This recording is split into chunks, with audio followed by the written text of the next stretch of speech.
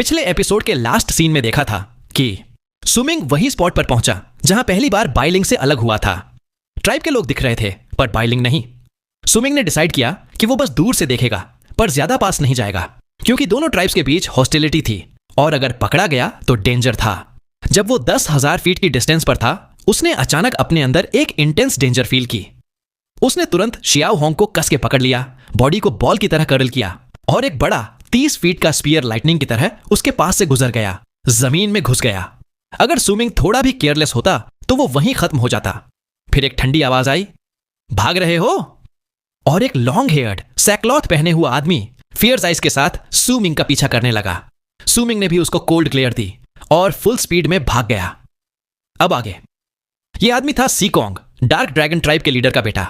18 से 29 साल का, जबरदस्त बिल्ट और एक ब्लैक गोल्डन स्पीयर के साथ। यही वो बंदा था जो सुमिंग का पीछा कर रहा था। उसका स्पीयर किसी अजीब मटेरियल का था, स्टोन नहीं, और उसके टिप पर गोल्डन शाइन थी। सुमिंग को स्पीयर देखते ही एक अजीब सा डेंजर फील हुआ, जैसे ये कुछ बहुत बड़ी चीज हो। सुमिंग ने रूल्स के हिसाब से बोला, मैं 10,000 फीट के अंदर नहीं आया, मैं दुश्मन नहीं हूं, बस एक दोस्त को देखना था। लेकिन सीकोंग ने कोल्डली बोला, अगर दुश्मन नहीं हो तो रुक जाओ, एल्डर से वेरीफाई करा लो। सुमिंग ने मना कर दिया, मैं आउटकास्ट हूं, ऐसे कैसे ट्राइब में जा सकता हूं। सुमिंग ने हिंट दिया कि उसकी दोस्त एक खूबसूरत लड़की है जो व्हाइट पहनती है। यह सुनकर सीकोंग के चेहरे पर मर्डरस इंटेंट आ गया। तब सुमिंग को समझ आया, यह बंदा बाई लिंग की वजह से इतना एग्रेसिव है। फिर सीकोंग ने अपनी बर्सर्कर आर्ट एक्टिवेट की, स्पीयर को ब्लैक मिस्ट से सराउंड किया। स्पीयर हवा में फ्लोट करने लगा और एक डेडली अटैक सुमिंग की तरफ छोड़ दिया। सुमिंग ने अपनी 49 ब्लड वेंस एक्टिवेट की, स्पीड और एजिलिटी का यूज करके स्पीयर को नैरोली डॉज किया। उसने स्पीयर को उठाया भी नहीं, क्योंकि बर्सर्कर वेसल सिर्फ ट्रांसेंडेंस रियल्म के बर्सर्कर्स को ही एक्सेप्ट करते हैं।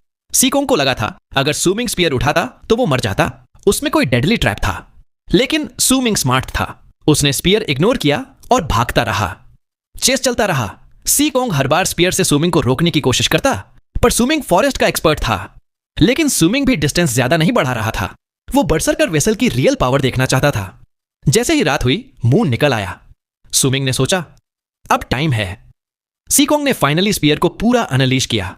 ब्लैक मिस्ट से एक ब्लैक ड्रैगन बन गया जो स्पीयर पर घूम रहा था, और सीकोंग का फेस पेल हो गया। यह मूव उसके लिए भी रिस्की था। सुमिंग ने तभी बोला, तुम मुझे इसलिए मारना चाहते हो क्योंकि मैंने बाई लिंक को बचाया था, है ना? सीकोंग एक पल के लिए शॉक हो गया, उसकी फोकस हिल गई। तभी सुमिंग ने अपना ब्लड रेड मून का आर्ट यूज किया। सीकोंग को एक ब्लाइंडिंग पेन हुआ, वो स्नो पर गिर गया, अनकॉन्शियस हो गया। स्पीयर भी नॉर्मल हो गया। सुमिंग ने सीकोंग को अनकॉन्शियस छोड़ दिया था, पर थोड़ी देर बाद वापस आया। दिल में गिल्ट और प्रैक्टिकलिटी दोनों थी। उसने सोचा, इतना प्रेशियस बर्सर्कर वेसल ऐसे ही ले जाना ठीक नहीं। न कोई रीजन है, न गारंटी कि डार्क ड्रैगन ट्राइब कभी भी वापस न ले ले। और अगर मैं सीकोंग को मार दूं तो दोनों ट्राइब्स के बीच जंग हो सकती है। सुमिंग ने कुछ हर्ब्स निकाले, उनको क्रश करके सीकोंग के लिप्स पर लगाया, फिर उसको थोड़ा थप्पड़ मार के जगाया। जैसे ही सीकोंग होश में आया, उसने देखा सुमिंग उसके ऊपर स्पीयर पॉइंट करके खड़ा है। सीकोंग का चेहरा एकदम पेल हो गया। उसने धमकी दी, मैं ट्राइब लीडर का बेटा हूं, अगर मुझे कुछ हुआ तो डार्क ड्रैगन ट्राइब तुम्हें नहीं छोड़ेगा। सुमिंग ने एक एनिग्मेटिक स्माइल दी, रिलैक्स, बस थोड़े पॉइजनस हर्ब्स दिए हैं, एंटीडोट मेरे पास है। नाम क्या है तुम्हारा? सीकोंग ने गुस्से में पर डर के साथ अपना नाम बताया। तब सुमिंग ने अपना असली प्लान रिवील किया, मुझे ये स्पीयर पसंद है, बेच दो, 5,000 स्टोन कॉइन्स दूंगा। सीकोंग को लगा शायद ये बंदा उसको नहीं मारेगा, पर पॉइजन की वजह से रिस्क नहीं ले सकता, तो उसने डील मान ली। सुमिंग ने एक बड़ा पीस सीकोंग के कपड़े का फाड़ कर लिखने को बोला। पहले सिंपल सेल लिखवा रहा था, फिर सोचा नहीं, ये लिखो, मैं सीकोंग, डार्क ड्रैगन ट्राइब के लीडर का बेटा, 5,000 स्टोन कॉइन्स उधार लेता हूं और अपना बर्सर्कर वेसल 10 साल के लिए गिरवी रखता हूं। 10 साल बाद 10,000 स्टोन कॉइन्स देकर वापस ले सकता हूं। इस दौरान मैं स्पीयर वापस नहीं मांग सकता। अगर प्रॉमिस टूटा तो गॉड ऑफ बर्सर्कर्स मुझे सजा दे। सीकोंग ने अपनी उंगली काट के ब्लड से लिख दिया। सुमिंग ने वो क्लॉथ अपने पास रख लिया, एंटीडोट दे दिया और वहां से निकल गया।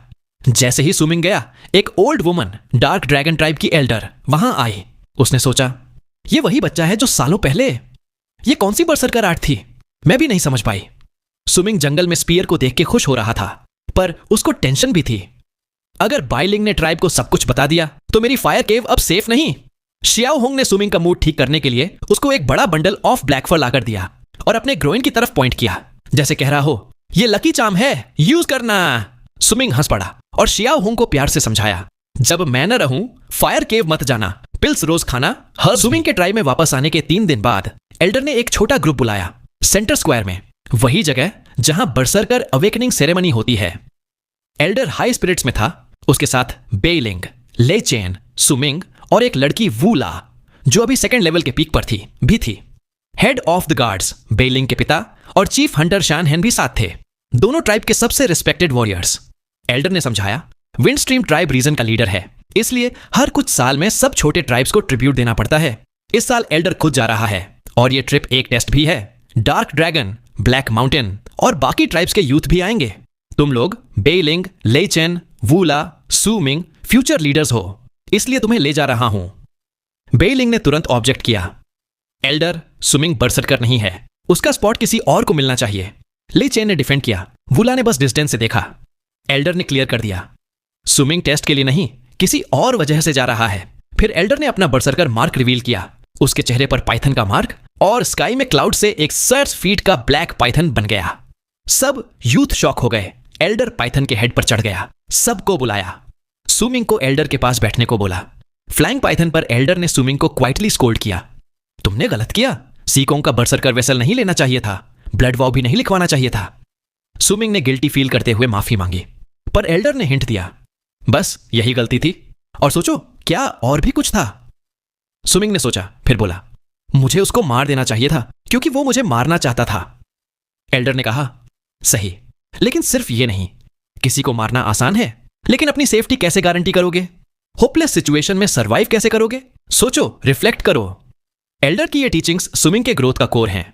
उसको सिर्फ सर्वाइवल या रिवेंज नहीं, बल्कि फोरसाइट, प्लानिंग और सेल्फ रिफ्लेक्शन भी सिखाया जा रहा है।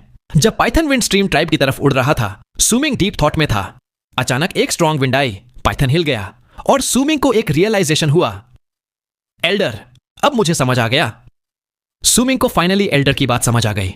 सीकोंग को मारना या स्पीयर लेना सिर्फ सरफेस लेवल था, असली गेम तो डार्क ड्रैगन ट्राइब के एल्डर्स का था।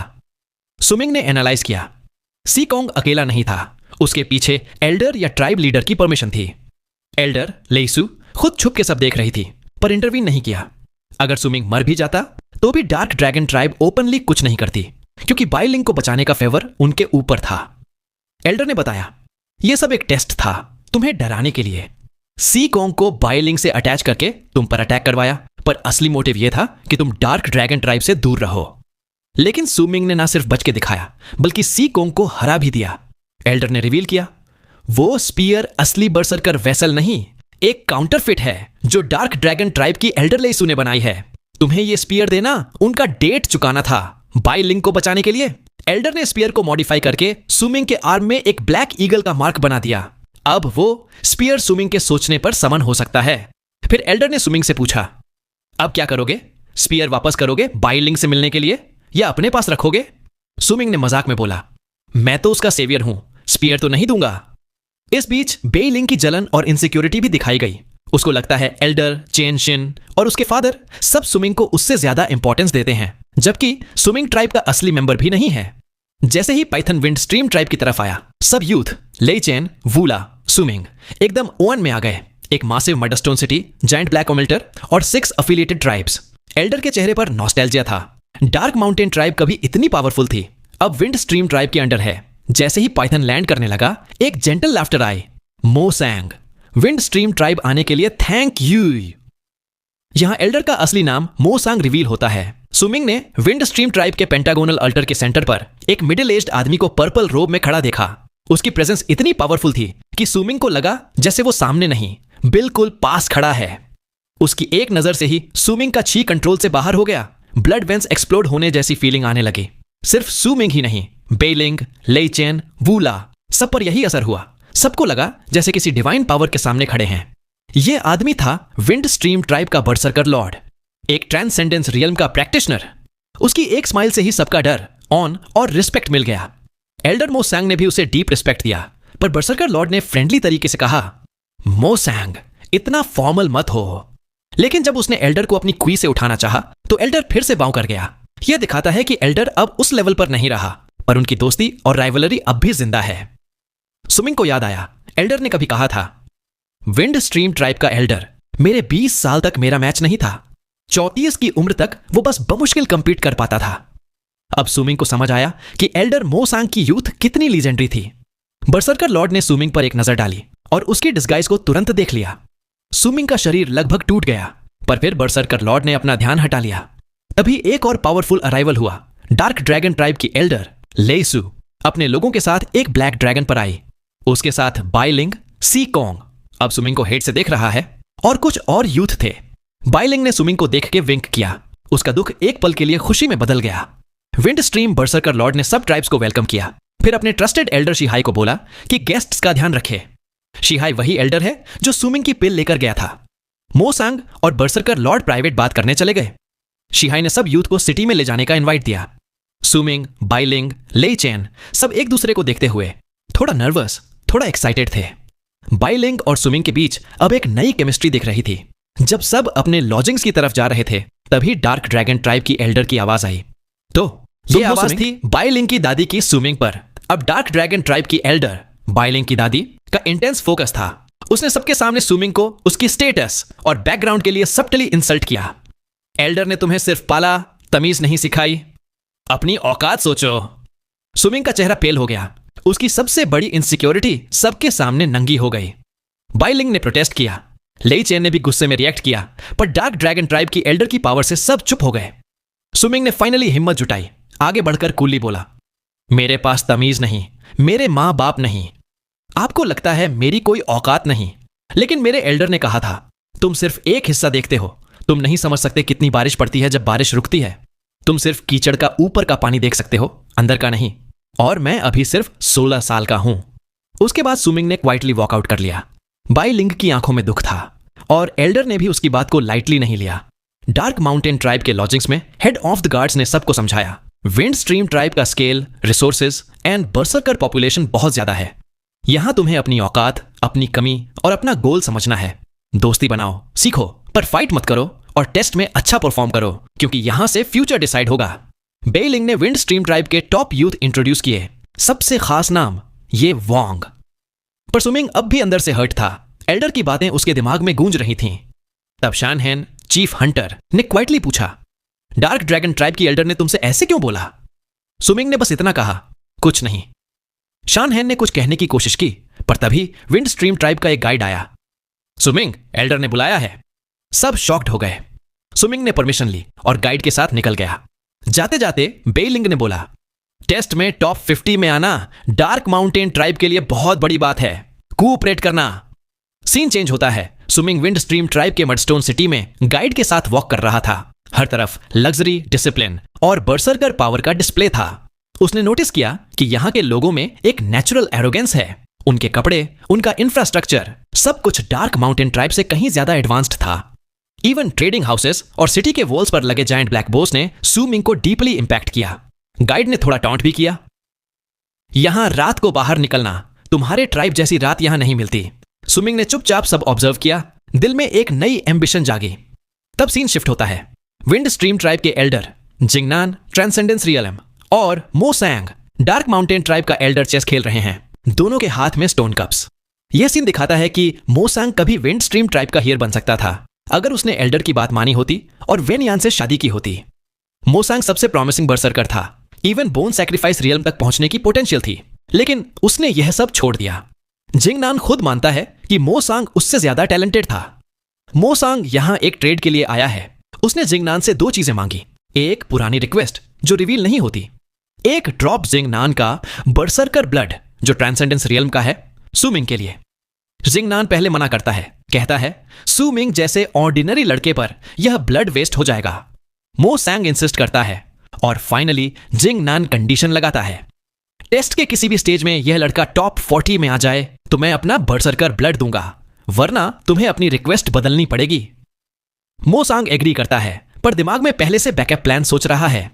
सुमिंग यह सब सुनता है, और उसके अंदर की लोनलीनेस, इनसिक्योरिटी और एल्डर की इंसल्ट एक नई रेजोल्यूशन में बदल जाती है।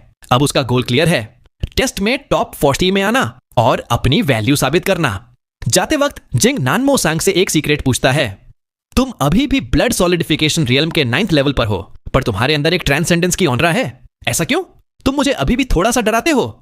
मोसांग कुछ नहीं बोलता, पर यह हिंट देता है कि उसके अंदर कुछ एंशिएंट हिडन पावर है जो इवन ट्रांसेंडेंस रियलम को अनईजी कर सकती है। सुमिंग ने एल्डर और विंड स्ट्रीम ट्राइब के लीडर जिंगनान की बातचीत सुनकर समझा कि उनके बीच कोई गहरा पुराना विवाद है और एल्डर का विंड स्ट्रीम से दूर रहना भी इसी वजह से है।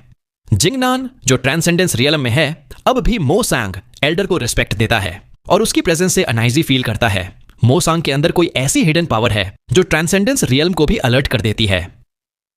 जिंगनान के पास एक स्कैटरिंग डस्ट पिल है। वह डेस्परेटली उस फॉलन बजर्कर को ढूंढ रहा है जो ये पिल्स बना सकता है। उसे लगता है वह यहीं कहीं छुपा है। एल्डर ने सुमिंग को टेस्ट के लिए तैयार किया। टेस्ट 7 दिन बाद है। सब छोटे ट्राइब्स के यूथ को पार्टिसिपेट करना है। एल्डर ने सुमिंग को एक ब्लैक स्ट्रॉ हैट दी जो एक बजर्कर वेसल है। यह सुमिंग के ब्लड में फ्यूज हो गई और अब सुमिंग अपना अपीयरेंस बदल सकता है। टेस्ट के दिन सुमिंग को अलग रहना है और स्ट्रॉ हैट का इस्तेमाल कर अपनी आइडेंटिटी छुपानी है। एल्डर ने सुमिंग को एक पजल दिया। 6 नंबर, 42, 129, 228, 300, 599, 4 सुमिंग को इसका मतलब नहीं समझ आता, पर वो नंबर याद कर लेता है। अगले 6 दिन सुमिंग ज्यादातर मेडिटेट करता है, लेकिन उसे लगता है कोई उसे ऑब्जर्व कर रहा है। जब ये फीलिंग जाती है तो वह थोड़ा नर्वस हो जाता है। ले चेन उसे मिलता है, अपनी एडवेंचर्स, सिटी के एक्सपीरियंस और ब्लैक माउंटेन ट्राइब के एरोगेंट यूथ के बारे में बताता है। ले चेन को एक लड़की बाईफांग पसंद आ गई है, बाईलिंग की ट्राइब की ही एक और लड़की। बेलिंग विंड स्ट्रीम ट्राइब के यूथ के साथ बिजी है, लेकिन एक रात सुमिंग देखता है कि बेलिंग को कुछ विंड स्ट्रीम के यूथ, जिनमें वूसन भी है जो टॉप 3 में आता है, जबरदस्ती किसी रिचुअल के लिए ले जा रहे हैं। बेलिंग हेजिटेंट है पर मना नहीं कर पाता। सुमिंग अपनी अपीयरेंस बदलता है। अब वह 7 इंच लंबा, बल्कियर और बिल्कुल अलग दिख रहा है। उसके अंदर कॉन्फिडेंस है। 49 ब्लड वेन्स, ब्लड स्केल्स और मूनलाइट के अंडर वह किसी भी 5th लेवल बर्सर्कर को हरा सकता है। वुसेन 7th लेवल पर हो सकता है, पर सुमिंग को अपनी स्पीड और मूनलाइट पर पूरा भरोसा है। सुमिंग बेलिंग को फॉलो करता है क्योंकि उसे लगता है बेलिंग खुद नहीं जाना चाहता।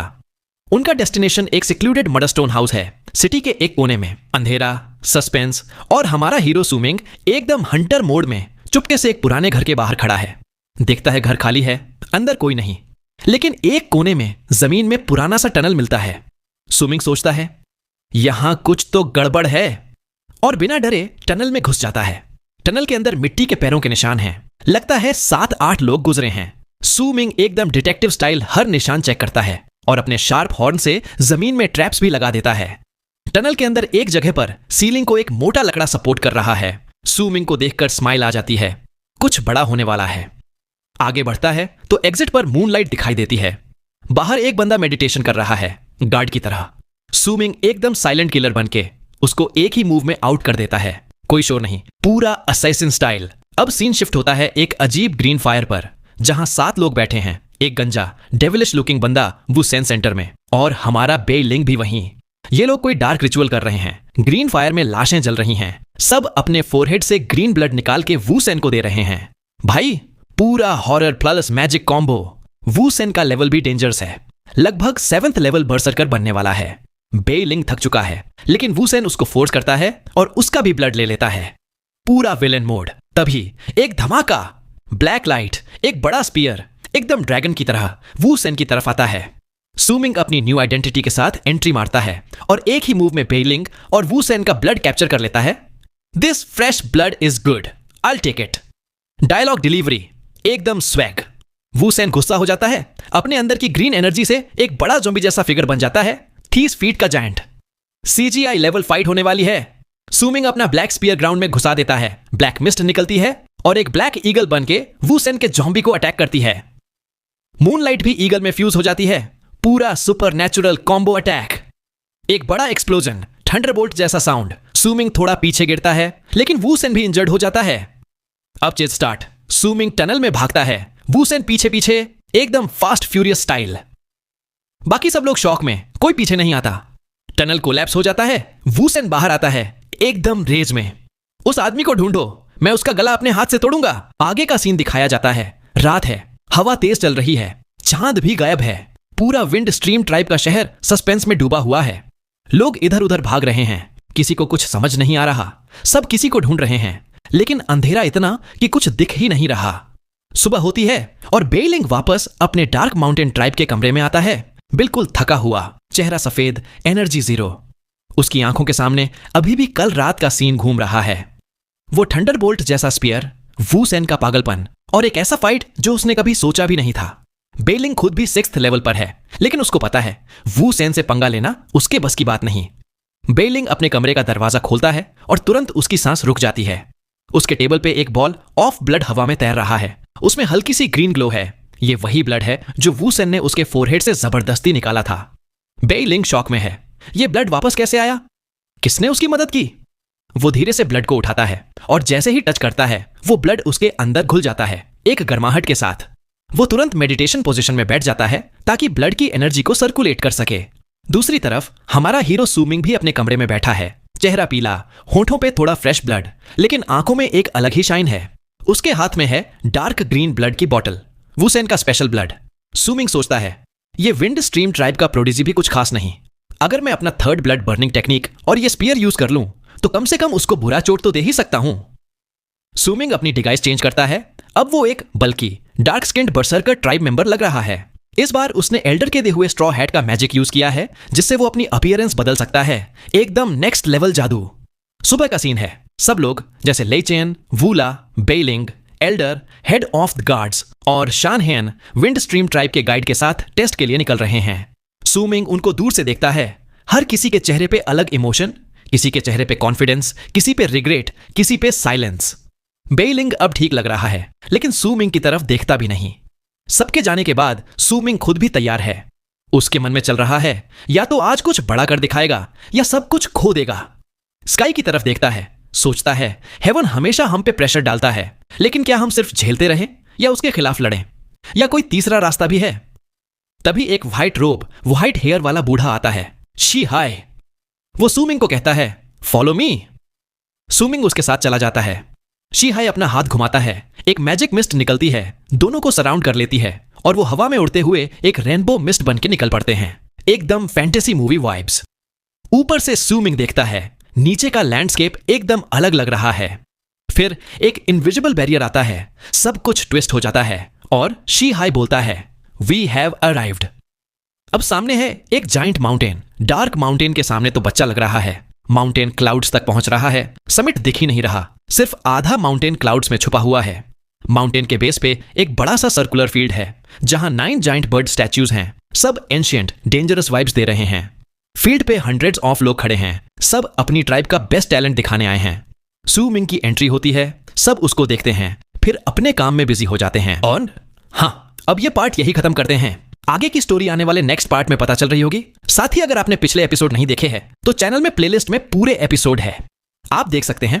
और अगर आप में से कोई पहली बार हमारे चैनल पर आया है तो मैं केवल यही बोलूंगा कि ऐसे ही और नए वीडियो के लिए आप हमारे चैनल को सब्सक्राइब कर सकते हैं। साथ ही अगर आपको यह वीडियो पसंद आई हो तो वीडियो को लाइक करके एक प्यारा सा कमेंट भी कर देना, जिससे मुझे भी खुशी होगी। और अगर आप चाहे तो इस वीडियो को अपने दोस्तों के साथ शेयर भी कर सकते हैं।